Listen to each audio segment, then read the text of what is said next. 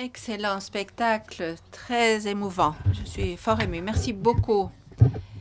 Vous avez pu le voir, c'est un excellent exemple du travail possible lorsqu'une idée, des valeurs comme l'éducation et l'inclusion se mélangent de façon harmonieuse et bien conduite. Nous continuons notre cérémonie. Tout événement académique et scientifique doit comprendre une conférence inaugurale. Et donc, c'est un honneur pour nous de pouvoir inaugurer le 13e Congrès international des villes éducatrices par la conférence du docteur Pablo Gentili, que va présenter immédiatement le docteur Miquel Martínez, co-directeur du comité scientifique du Congrès. Allez-y.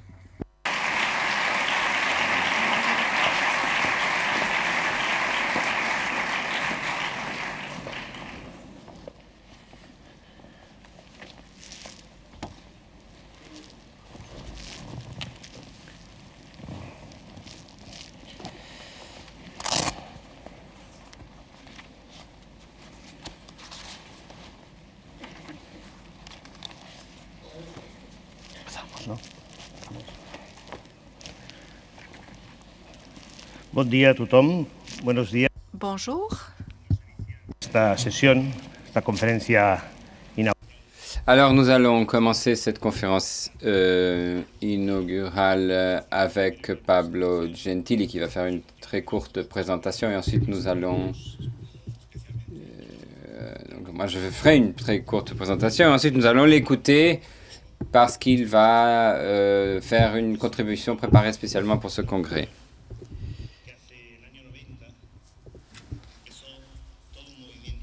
C'était en 1990 est né un mouvement à Barcelone et dans d'autres villes qui a fini par déboucher sur le jour d'aujourd'hui. Et les travaux de la Matria, par exemple, sur le concept de ville éducatrice,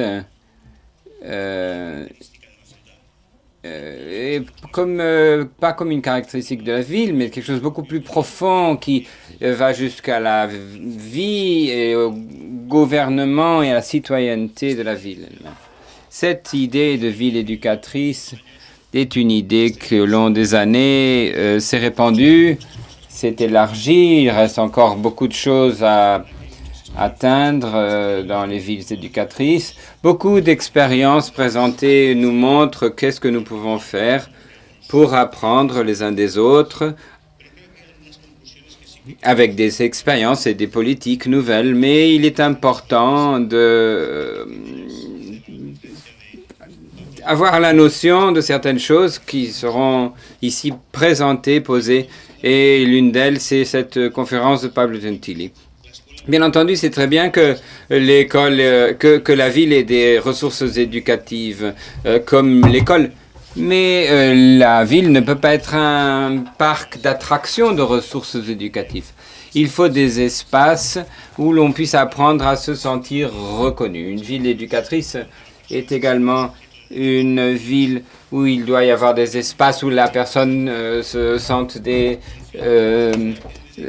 intérêts, des sentiments, des rapprochements, et une ville où il doit y avoir un droit de participer.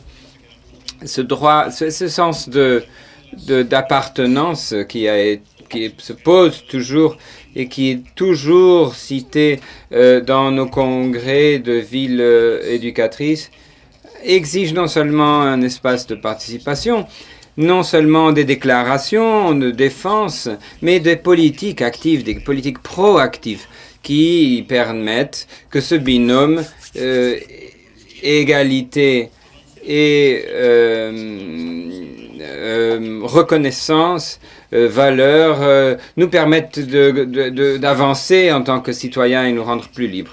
Ces actions concrètes qui permettent de faire en sorte que la ville soit un droit pour tous et qui permettent un développement personnel, ce rapport avec la santé, avec le bien-être. Pablo Gentili va nous parler de tout ceci avec des perspectives qui sont les siennes. Ceci dans le sens d'une société inclusive. Une ville qui inclut est une ville qui travaille sur la reconnaissance, la collaboration, la participation et l'exercice de la responsabilité de la part de tous les citoyens et citoyennes. C'est plus qu'évident que malgré que tous, autant que nous sommes certains qu'il faut aller dans le sens des villes éducatrices, nous sommes tous convaincus de cette idée. Mais il faut continuer de se battre pour défendre ces idées-là et avoir la notion de l'équilibre entre les droits et la reproduction des inégalités. La recherche de l'équité et les inégalités qui sont engendrées par la ville, par ses politiques particulières, par ses formes d'exclusion. Pablo Gentili va nous parler de ces formes d'exclusion, de cette négation des droits, de cette société complexe dans laquelle nous vivons et où surgissent trop souvent des situations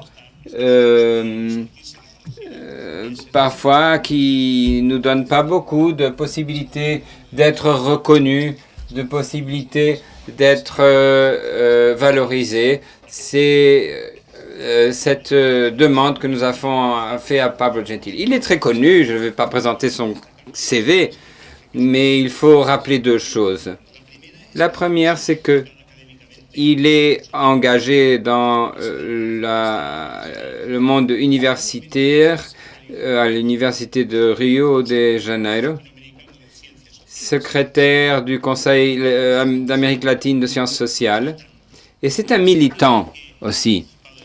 Il a participé de façon directe, a mis en pratique beaucoup de ces positions qui servent d'inspiration pour beaucoup. Et il nous enthousiasme. C'est l'un des grands défenseurs du Forum mondial pour l'éducation, une personne qui est connue au niveau mondial par sa clarté, sa franchise et sa gentillesse.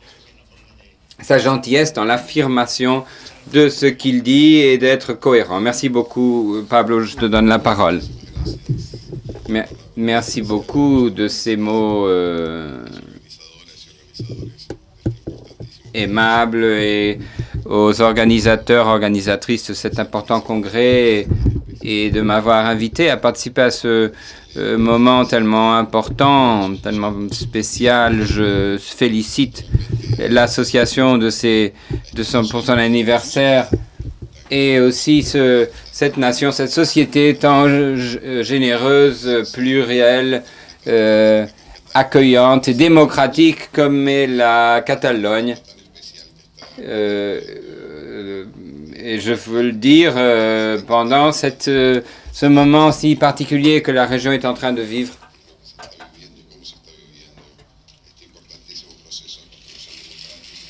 Et c'est un processus de construction démocratique que l'on vit également en Amérique latine et que l'on suit en Amérique latine. Je pense que autant que nous sommes qui venons de l'extérieur, nous pouvons venir ici pour apprendre. Je vous en remercie. Je remercie Javier Trias, Irene Regal, Jordi Martí, Ángel Castañera, Miguel Martínez, Antonio Hernández et tous ceux qui ont aidé à organiser cet événement. J'aimerais de commencer par raconter une histoire. Vous me pardonnerez si vous l'avez déjà entendue. Je ne la raconte pas tout à chaque fois, mais quand même. Je l'ai quand même déjà raconté souvent. Et à chaque fois que je prépare une conférence, je me dis, est-ce que je vais raconter cette histoire? C'est une histoire qui m'est arrivée il y a quelques années, un dimanche matin. Je dormais, j'ai commencé à me réveiller et j'ai vu que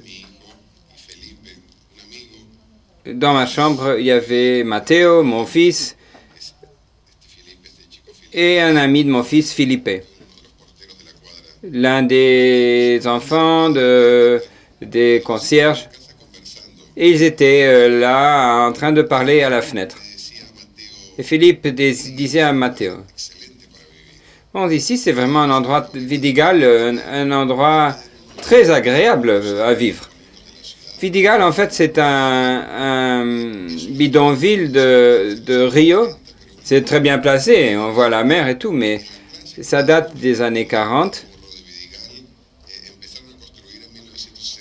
Et en 68, on a commencé à construire l'un des premiers hôtels de 5 étoiles de Rio, le Sheraton. Ça a créé une grande émotion parce que on a pensé que la construction de l'hôtel permettrait le développement urbain tout autour, mais en vérité, ce qui s'est passé, c'est que au cours de la construction de l'hôtel,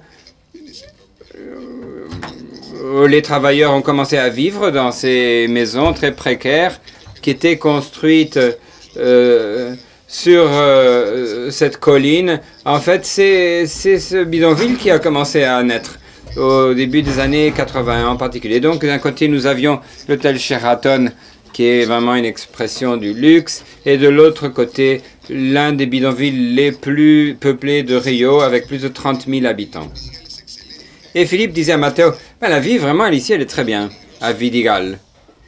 Et il disait, non, pourquoi, c'est plus dangereux? Non, il lui disait, non, non, pas du tout. Bon, c'était avant le processus de pacification des bidonvilles de Rio. Hein. Non, il y a des écoles, il y a des cours d'anglais, il y a des cours de théâtre. Il y a même un stade de foot un peu plus petit que le Maracanã. Il n'a pas de tribune, mais on peut jouer au foot. On y fait des championnats tous les dimanches. Et Matteo demandait, Philippe répondait. Et bon, au bout d'un moment, Philippe était un peu fatigué et il disait, bon, écoute Matteo, moi je vais dire. Vous croyez vraiment que si Vidigal était un endroit où on ne pouvait pas vivre, ils auraient construit un hôtel de 5 étoiles? Voilà, l'image, elle est très parlante parce qu'elle montre bien comment fonctionne Rio, comme toutes les villes d'Amérique latine et du monde. C'est un endroit de contraste. À Rio, les contrastes sont ceux d'une ville brisée, mais pas en deux. Elle est brisée en beaucoup de fragments et c'est une ville où les contrastes sont évidents entre la partie supérieure et la partie inférieure de la ville. La partie inférieure de la ville, près de la mer, c'est la partie riche. La partie supérieure, c'est la ville la plus pauvre, les collines, les versants où se trouvent les bidonvilles, les quartiers populaires, etc. De ce point de vue, j'aimerais faire référence à la relation particulière, complexe, dans nos villes entre les dynamiques d'inclusion et d'exclusion. Je pense que nous ne devons pas penser cette dynamique de façon statique, fermée. Il y a une porosité, il y a une complexité dans cette dynamique d'inclusion-exclusion. En fait, il y a une tension conflictuelle permanente entre les deux. Mais elle donne également un grand dynamisme aux sociétés contemporaines, en particulier d'Amérique latine. Et moi, je dis ça pour l'Amérique latine, mais c'est tout à fait applicable à d'autres zones du monde. Moi, j'ai pensé à vous raconter cette histoire, mais j'ai aussi, j'aimerais aussi rappeler que dans des échanges avec Antonio, Michaela et d'autres, je sais que vous avez produit une monographie sur la citoyenneté, l'inclusion, les villes, l'inclusion et l'éducation. Bon, je suis très content, mais je me suis inquiété en même temps.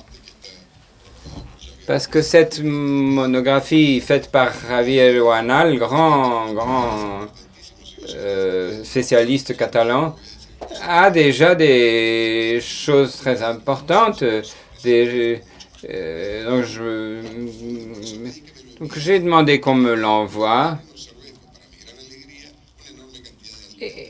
Et à ma grande joie, j'y ai trouvé beaucoup d'entretiens avec des personnes très importantes et des textes fondamentaux, parmi lesquels j'aimerais rappeler, citer, parce qu'il parle de façon très claire d'une des questions auxquelles je fais référence.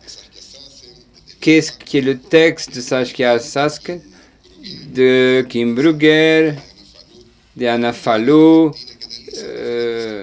chercheur en Argentine, qui parle beaucoup de ces questions d'inclusion et d'exclusion. En particulier, ce texte de Lloyd Guaquan, qui est une mise à jour de certaines des thèses qu'il défend dans son livre Les condamnés de la ville, où il réfléchit à comment se produisent les dialectiques de mise à la marge dans nos villes. Ça nous a beaucoup aidé à analyser les processus de fragmentation dans notre travail. Il utilise en particulier 3 concepts qui nous aident à beaucoup mieux comprendre les dynamiques des sociétés d'Amérique latine et d'autres pays du monde. Il a dit que ce sont des objectifs où il n'y a pas beaucoup de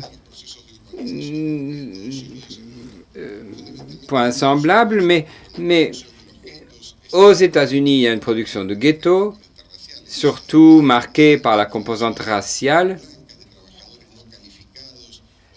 travailleurs non qualifiés, une masse de travailleurs qui offrent des services au secteur intégré des villes, au cordon industriel, mais qui se définissent également par un grand réseau d'organisations et d'institutions sociales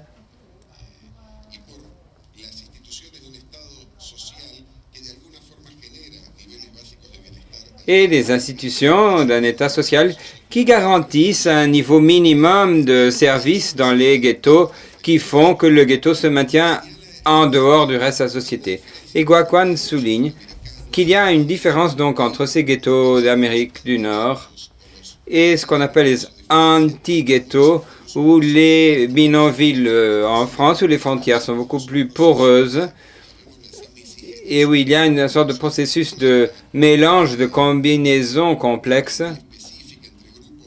entre groupes d'origine sociale très différentes, des immigrants avec des groupes locaux, un processus d'intégration où les différences qui persistent sont des différences qui se basent sur des attitudes xénophobes, racistes également, mais qui existent aussi bien au niveau les plus riches de la société comme au niveau les plus pauvres. Mais ce sont des bidonvilles qui ne sont pas vraiment exclus du reste de la société, comme dans la société d'Amérique du Nord. Et Guaquan montre que dans les processus de crise, lorsqu'il y a une économie de marché très radicale qui surgit, jusque dans les années 60-70, oui, à ce moment-là, les ghettos américains sont entrés en crise avec un processus d'implosion qui ont créé les anti-ghettos où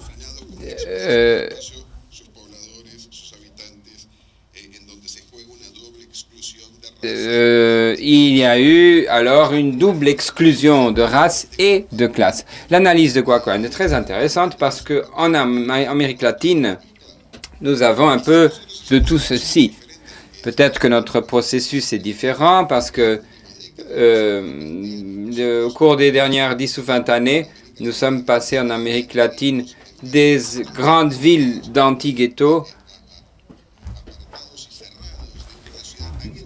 à des endroits entièrement fermés dans les villes, des villes dans les villes, mais intégrés avec des réseaux communautaires, associatifs, coopératifs. Et au cours des 10 dernières années, surtout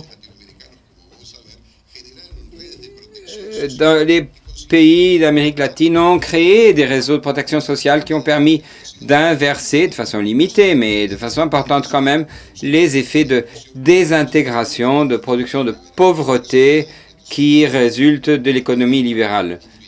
Et donc, bon, je fais une parenthèse intuitive, mais à l'inverse des États-Unis où les ghettos sont devenus des anti-ghettos. Le concept est bien défini dans le texte de Guacuan. En Amérique latine, ce sont des anti-ghettos qui se sont transformés, des hyper-ghettos qui se sont transformés en ghettos et qui se combinent avec les anti-ghettos à l'intérieur de la ville.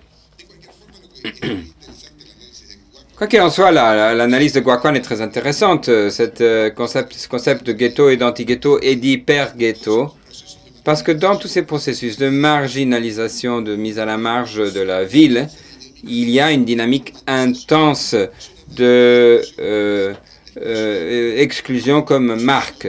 Il y a un marquage, on appose une étiquette qui définit à partir de là les sujets et les disqualifie de façon très dépréciative. C'est ce qui nous permet de faire référence à ces sujets comme à ces personnes comme on leur donne le nom qui est le nom donné aux différents bidonvilles dans tous ces pays. On les associe au nom de ces bidonvilles. Et c'est à eux, c'est tous les problèmes que les villes vivent, la violence, le trafic de stupéfiants, la marginalité, les dangers des villes sont toujours attribués à ces groupes qui vivent dans ces ghettos, dans ces hyper-ghettos ou dans ces anti-ghettos de nos villes, qui sont des espaces qui se multiplient et se reproduisent dans un contexte où les habitants, qui sont très loin d'être une minorité, qui vivent dans des espaces ghettifiés également, mais dans des zones riches. Ça, ce sont les minorités. Les autres, ce ne sont pas une minorité. Ils sont affaiblis politiquement et socialement, comme le dit Guacuan. Quoi qu'il en soit, il est intéressant de comprendre comment ce processus d'évolution et de division entre ghetto, hyper-ghetto et anti-ghetto nous aide à comprendre comment la frontière entre l'inclusion et l'exclusion de nos sociétés se modifie, mais tout en maintenant des caractéristiques fondamentales. Dans un texte qui n'est pas du tout raison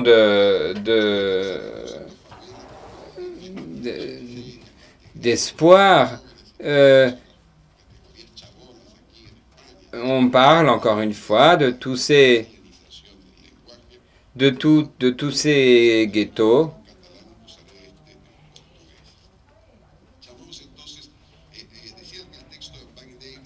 Donc je disais donc que le texte Buck Davis qui parle d'une planète bidonville, planète favela, montre qu'au début du siècle, du 21e siècle, il y a une intensification de ces processus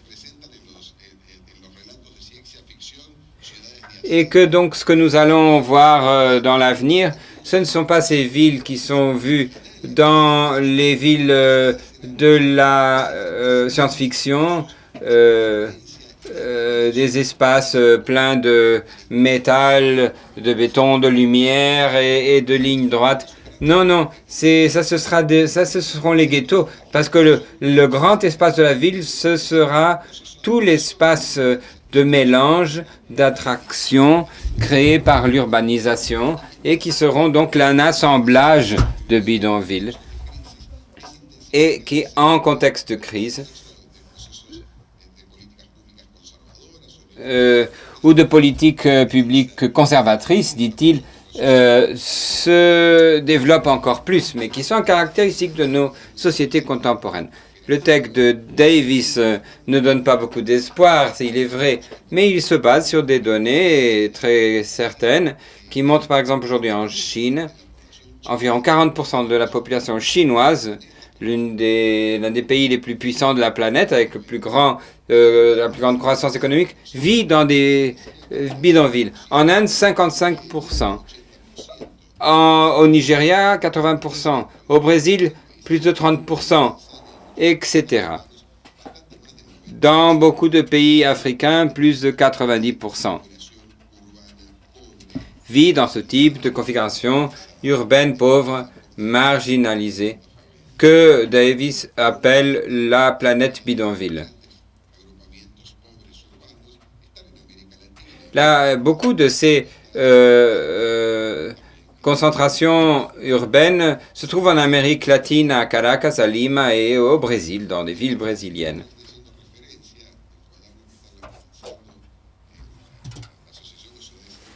Ce cahier que l'association, l'AIVE, a lancé montre bien que ce processus d'inclusion-inclusion est en train de se complexifier. Et la vérité, c'est que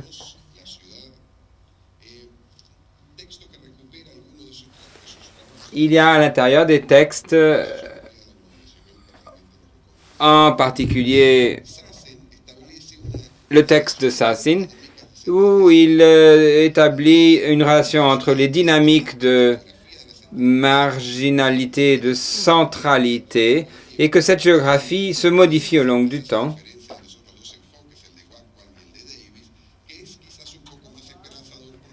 Et il y a donc une différence par rapport aux visions de Guaquan et de Davis. Parce que lui, il ouvre une porte à des dynamiques de résistance, de capillarité qui permet que les villes soient moins déterminées par ce processus de segmentation et de pauvreté. Il dit que les sociétés sont des systèmes complexes qui sont marqués par la complexité et l'incomplétude, et qu'il faut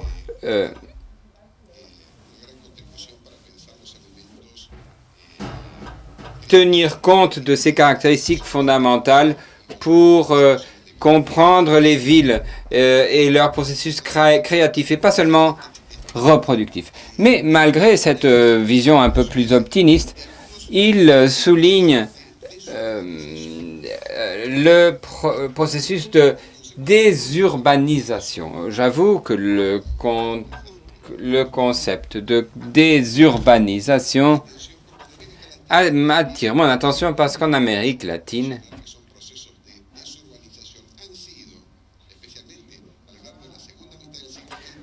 dans la deuxième moitié du XXe siècle et au début du XXIe siècle, ces processus de désurbanisation ont suivi les processus d'urbanisation. Donc là où on a désurbanisé, on a urbanisé en même temps.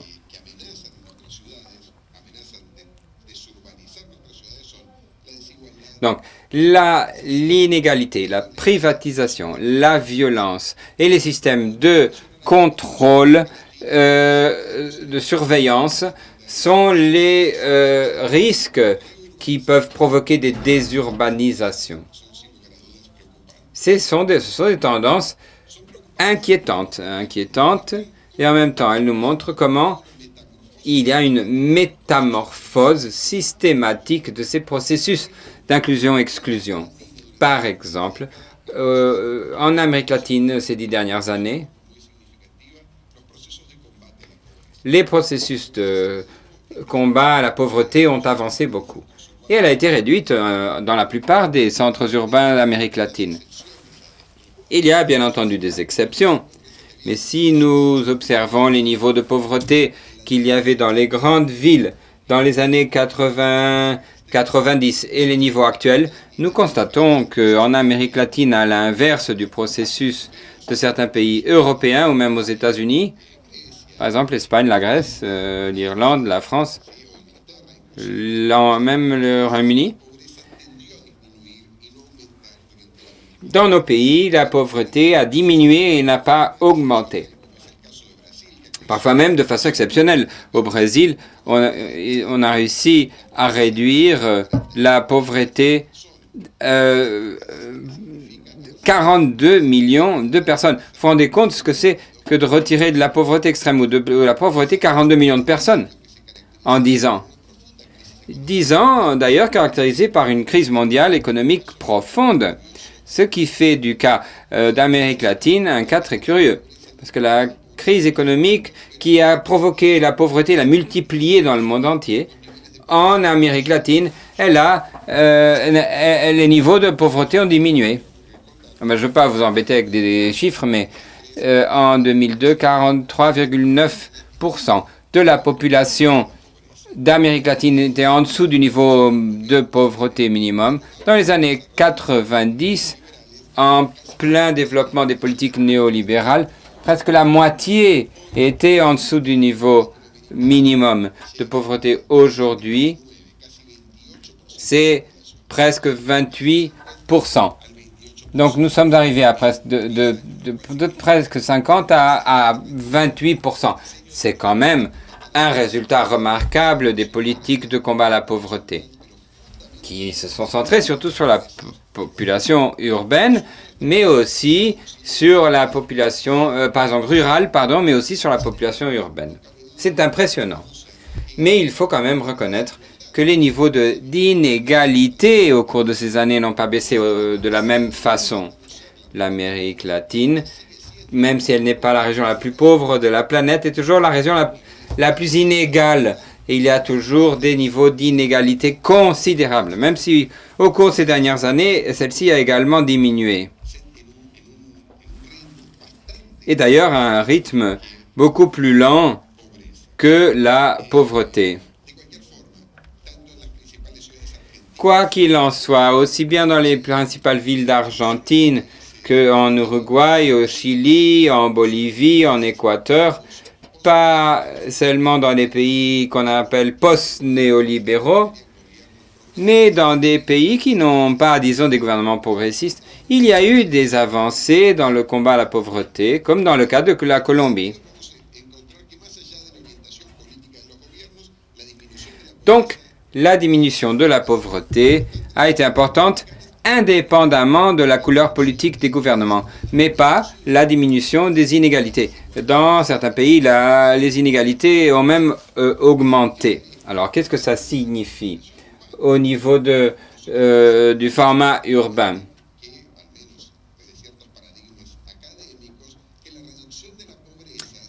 La réduction de la pauvreté, nous pensions, serait une façon de créer une plus grande porosité, une plus grande ouverture, une plus grande démocratisation des espaces urbains.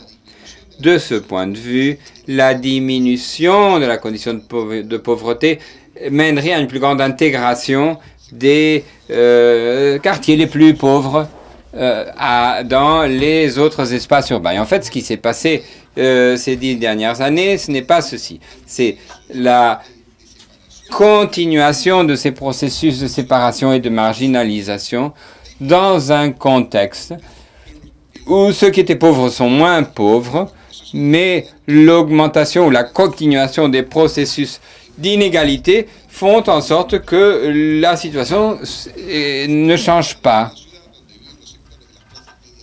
Et dans les zones de la ville où vivent les niveaux de classe plus élevés, on continue d'avoir cette séparation par rapport au reste des villes et les regarder comme une source de menace.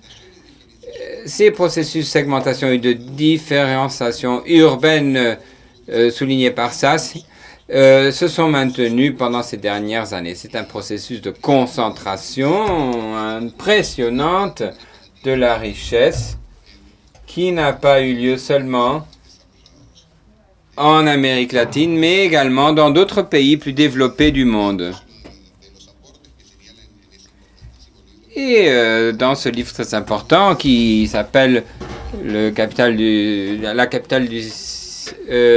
21e siècle, écrit par François Piketty, on voit très bien comment ce développement reproduit et maintient ces caractères d'inégalité. Et dans le monde d'aujourd'hui, 83% de la population mondiale dispose de moins de 10% de la richesse mondiale, alors que 16% concentre 91% de la richesse mondiale. C'est-à-dire que 4 300 millions de personnes, 4,3 milliards de personnes ont 16% de la richesse et les autres ont tout ce qui reste. Et ça, ce n'est pas seulement une affirmation de penseurs de gauche, c'est une conclusion de la Banque mondiale, de l'UNICEF, de l'UNESCO, etc. Ce processus de concentration de la richesse, ça tend à se renforcer dans nos pays du premier, du deuxième monde, et c'est vraiment la caractéristique la plus évidente de ces processus de marginalisation, de mise de côté dans les sociétés sud-américaines. Les pauvres sont moins pauvres, mais les riches ne sont pas moins riches. Producido por la Asociación de las Ciudades Educadoras, tiene también un importantísimo texto de Ana Falú, una investigadora argentina que analiza particularmente la experiencia Rosario. Évidemment, on a entendu l'expérience de Rosario, sont des expériences très intéressantes, en Argentine également. C'est intéressant de savoir dans ce processus de production sociale de nos sociétés comment persistent des mécanismes d'inégalité, des mécanismes qui atteignent en particulier certains secteurs de la population comme les femmes. Et nous pourrions dire les Noirs, les Indiens, les handicapés, ou très clairement les processus de production d'inégalité fait qu'ils continuent de faire face à beaucoup d'obstacles pour obtenir une égalité de droits. En particulier, les femmes sont l'un des cas les plus évidents, comme le dit très clairement Ana Falú. Dans certaines recherches que nous avons effectuées, nous voyons que dans la société d'Amérique latine, c'est la même chose. Elles sont devenues beaucoup plus démocratiques ces dernières années. Cependant, en démocratie, l'on affirme des droits qui ont été refusés de façon historique, mais il y a toujours une très grande violence de genre, ce qui fait que en Amérique latine, les femmes sont beaucoup plus proches de la présidence de la République que de certains droits fondamentaux. C'est la région du monde où nous avons plus de femmes présidentes, mais où il y a le plus de violence de genre et moins de possibilités pour les femmes d'avoir accès aux droits fondamentaux de politique, culture, pouvoir, reproduction, rapport patriarcal et matrimonial qui ferait que nos villes se démocratisent. Elles se démocratisent par le haut, mais pas par le bas. Estos procesos se ven. Ces processus se retrouvent dans le système scolaire. Parce que ces villes et ces sociétés sont devenues moins pauvres. Ce qui fait que dans le système éducatif sont entrés des secteurs qui, historiquement, étaient écartés de l'accès à l'école. Et ces processus d'écartement urbain correspondaient au processus d'écartement du système d'éducation. Les pauvres vivaient dans ces bidonvilles et ils vivaient dans leurs espaces et n'avaient pas accès au système de base d'éducation et de santé. Les politiques d'inclusion qui ont été développées ces dernières années ont permis aux pauvres d'être scolarisés en Amérique latine comme en Europe. Et les niveaux de scolarisation sont très élevés. En Amérique latine, nous avons même une particularité qui est des taux de scolarisation de 115%. Donc il y a 15% d'enfants dans les écoles de plus que les enfants qui existent. Hein, c'est un processus de multiplication des pains que nous parvenons à produire dans nos écoles en résultat de la faible qualité de nos capacités de collecte de données statistiques, en vérité.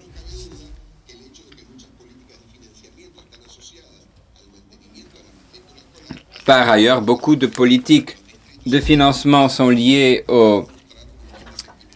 au paiement de frais scolaires.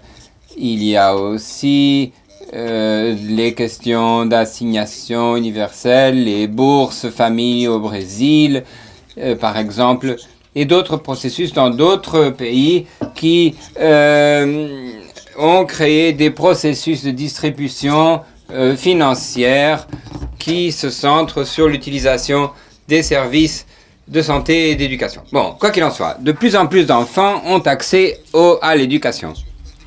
Nos villes sont donc devenues des espaces plus démocratiques du point de vue éducatif. Mais cette géographie de la mise à la marge se reproduit et est reproduite dans les systèmes scolaires. Parce qu'il n'y a pas un système éducatif de ces villes. Il y a des segments, des circuits d'éducation très différents. Dans le même quartier, il y a des écoles très différentes.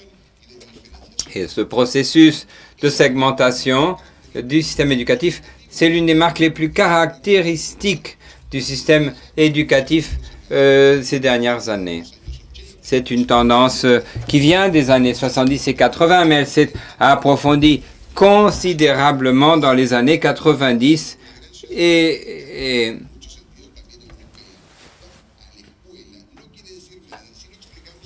le fait qu'un enfant aille à l'école, ça ne veut rien dire. Tant que l'on ne sait pas dans quelle école il va.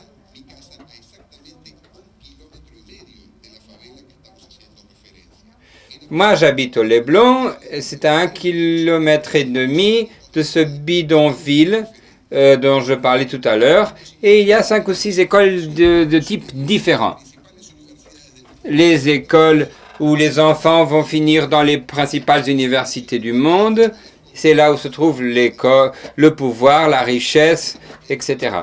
Et puis en plus, il y a des écoles de classe moyenne qui essayent de survivre et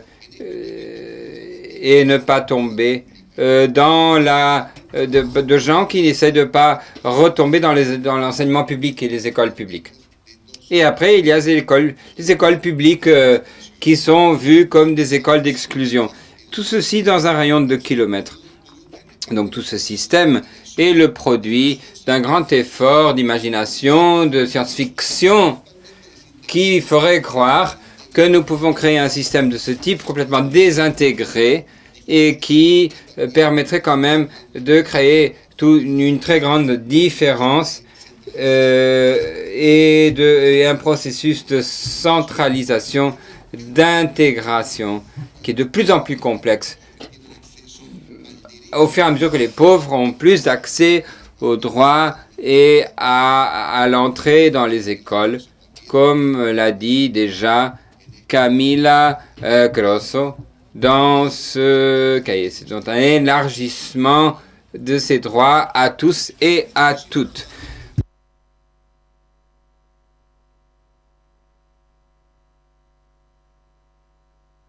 Donc, dans les dernières études que ESEPS a faites sur la pauvreté, il a montré comment l'Espagne, comme beaucoup d'autres pays du premier monde, dans un contexte de récession économique, constate une croissance des niveaux de pauvreté des enfants. Plus de 40% des enfants,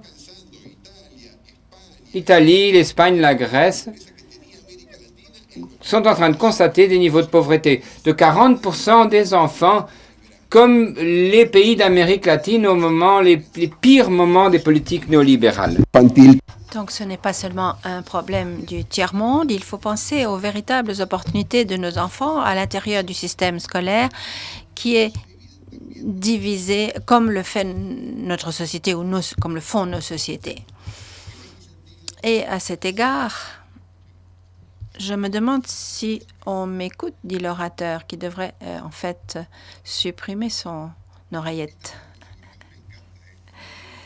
J'adore quand je vois que les personnes sont là, assises devant nous, mais c'est assez peu confortable car Quand on a les pieds sous la table, on peut faire toutes sortes de choses sous la table. On peut se gratter la jambe, par exemple. Et là, je suis absolument exposée. J'ai perdu mon fil, le fil de mon discours. Que disais-je? Ah oui, les niveaux de pauvreté. Et donc, pour revenir à ce processus de désurbanisation dans l'inégalité, cela nous interpelle aujourd'hui. Il faut nous demander de combien de pauvreté et d'inégalité nos sociétés sont prêtes à supporter et pendant combien de temps on pourra y résister sans que l'on voie une intensification des problèmes sociaux, étant donné qu'il faut lutter pour l'inclusion sociale. La seconde dynamique de désurbanisation et que nous appellerions la réurbanisation antidémocratique, eh bien, c'est l'expansion des processus de privatisation. En Amérique latine, il y a à la fois un bon exemple, un exemple tout à fait emblématique, pourrait-on dire, au sens social, je veux dire. Quand on donne un bon exemple en parlant de problèmes sociaux, ce sont de terribles exemples que l'on donne. Mais ici, je dis bon exemple au sens positif. En Amérique latine, on a inversé les processus de privatisation caractéristiques de la décennie des années 90. À la différence de l'Europe, en effet, l'Amérique latine n'est pas la région de la planète où il y a plus de promotion de processus de privatisation. C'est plutôt l'endroit où il y a eu un recentrage de la politique publique au sens démocratique et c'est important et excellent pour l'Amérique latine. Cependant, il y a aussi une contradiction entre socialisation et privatisation. Nous avons réussi à augmenter la dynamique ou les mouvements publics ou les intensifier au niveau de la politique étatique en pensant à des politiques publiques de plus en plus intenses, rendant publics ces espaces de par la politique étatique. Mais nous n'y sommes pas arrivés totalement. Il y a beaucoup d'exceptions caractéristiques des villes d'Amérique latine qui ont essayé de se faire, comme à Porto Alegre, par exemple, comme à Rosario pendant les dernières années. Je ne veux pas en citer beaucoup, je ne veux pas me brouiller avec la plupart d'entre elles, mais ces deux-là, je les mentionne comme bons exemples de politique de récupération d'espace public. J'ai parlé de Porto Alegre il y a quelques années et Rosario dernièrement, qui sont donc des exemples de ce qu'il est possible d'augmenter le caractère public d'une ville. Mais ce n'est pas ce que l'on voit le plus souvent. Au contraire, ce qu'on voit le plus souvent, c'est que dans un contexte de politique nationale d'augmentation de la sphère publique, on a intensifié les processus de privatisation dans les villes. Et non seulement en fonction de ce que j'ai dit avant, pour augmenter la fameuse planète favela, la planète bidonville, et parce qu'il y a donc des espaces de plus en plus confinés dans nos villes. On pourrait aussi parler de l'idée de ghetto ou d'hyper-ghetto. Les riches aussi se ghettifient ou s'hyper-ghettifient. Ce qui est à l'extérieur ne leur sert à rien. Les riches sortent des frontières de leur quartier refermé et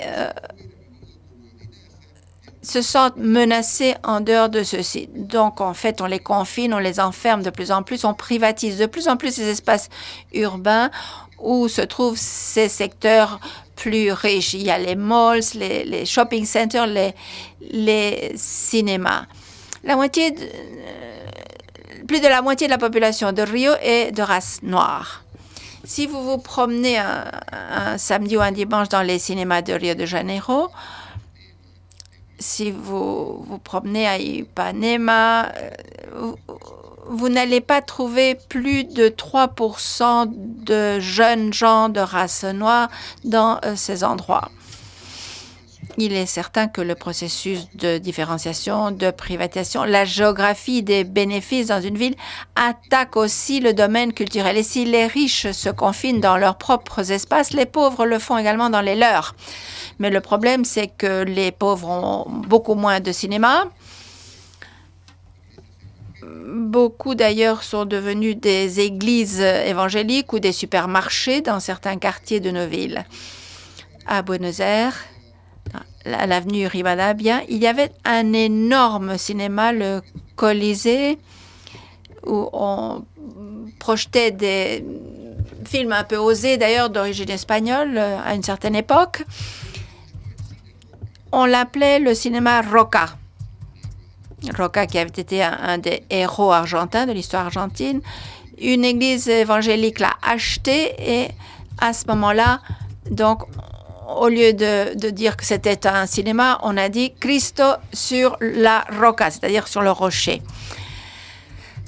Donc, la réduction de l'offre d'équipements culturels pour les plus pauvres est une preuve aussi du processus de privatisation de l'accès aux biens culturels. Et je pourrais vous donner toute une kyrielle d'exemples de ce processus de privatisation dans le domaine éducatif également. Les écoles privées dans nos sociétés, c'est quelque chose de très classique. Dans toute capitale latino-américaine ou caribéenne, vous trouverez des dizaines d'universités privées. Dans de tout petits endroits, des universités privées, donc. Parlant du développement mondial pour le nouveau millénaire, avec des locaux extrêmement réduits. Université pour le développement des compétences dans un monde en changement, etc., etc. Tous les 100 mètres, comme des pharmacies, vous trouverez des universités privées dans nos pays. Au Brésil également, 90% des étudiants étudient dans des universités privées. C'est un nouveau business. On a reconfiguré l'espace public, l'espace urbain. C'est un paradoxe. Aux pauvres le secteur privé en Amérique latine. Les universités achètent les espaces les plus disponibles, proches des moyens de communication, des métros, des bouches de métro, et donc on peut voir de grands mouvements de concentration dans ces endroits à la sortie des lieux de travail. Donc, nous avons un processus de privatisation de l'éducation qui a eu un impact très fort sur la géographie urbaine. De sorte que même dans nos sociétés, ce sont les riches qui étudient dans les universités publiques et les pauvres dans les privées. Nous pouvons à cet égard reconnaître le grand risque de ces processus de privatisation et comme le dit ici dans son texte excellent Kim Brugge, parlant des processus de privatisation qui produisent une crise qu'il appelle la démocratie régénérée, démocratie sustentée par un processus de participation directe, délibérative essentiellement. Les processus de privatisation limitent ces espaces de délibération et de participation urbaine et sans aucun doute, c'est quelque chose d'extrêmement grave. Par ailleurs, nous voyons une intensification des processus de violence dans nos villes et je ne dois pas être plus précis, je ne dois pas vous raconter les index de violence dans nos villes, non seulement en Europe, mais en Amérique latine aussi. Et pour nous, c'est quelque chose de très grave car nous avions réussi à faire certaines choses qui étaient définies comme les conditions nécessaires à la réduction des processus de violence. Nous n'avons pas fait baisser nos index de violence, au contraire. On disait que les possibilités d'avoir un État plus actif, plus interventionniste et qu'il fallait pour cela investir plus dans les politiques sociales et dans la sécurité, que ça allait diminuer la violence. Nous l'avons fait, nous avons fait tous ces investissements et la violence n'a pas diminué. Et là, c'est très probablement une des grandes questions qui permettent de comprendre comment fonctionne cette géographie de la décentralisation, de la marginalisation, pour comprendre comment opèrent ces processus de violence dans nos grandes villes et qui attaquent essentiellement un secteur de la population, le secteur des plus jeunes. L'inventaire de la violence est commun à toute l'Amérique latine, pas seulement au Brésil. Chaque minute au Brésil, il y a un assassinat qui est commis et toutes les 30 minutes meurt au Brésil un jeune de 15 à 20 ans de race noire. Plus de 53 morts par an.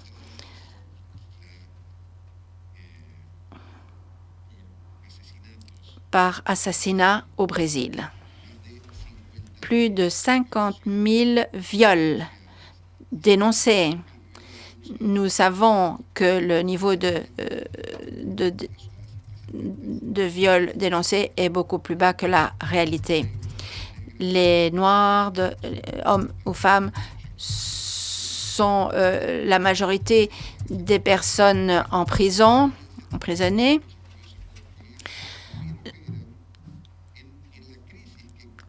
Tout cela a aussi une importance en fonction de la crise des politiques publiques de sécurité des citoyens. La police brésilienne a tué entre 2009 et 2012 11 197 personnes, c'est-à-dire dont plus de la moitié étaient des jeunes de plus de 25 ans.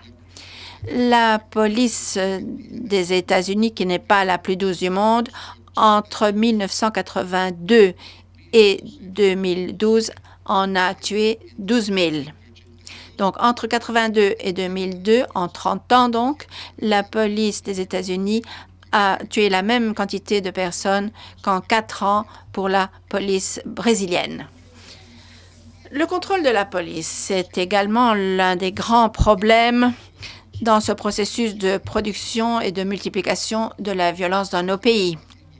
Au Brésil, viennent d'être publiées 2 études très importantes sur l'impact de la violence. Je termine en 5 minutes. Je termine tout de suite. Nous devons être ponctuels, on nous l'a dit, donc c'est très bien. Je parlais donc de 2 études sur la carte de la violence. Ce sont 2 études importantes. Mais que pouvons-nous faire face à tout cela? Eh bien, le travail, les expériences qui seront présentées ici représentent une énorme opportunité très variée de possibilités de recherche de solutions à ces situations. Matteo et Felipe ne se sont pas rencontrés à l'école, ils ne se sont pas connus à l'école, ils se sont connus en prison. Peut-être que ce n'est pas le meilleur endroit pour que se produise cette rencontre entre celui qui vient d'en haut et celui qui vit en bas. Les villes éducatrices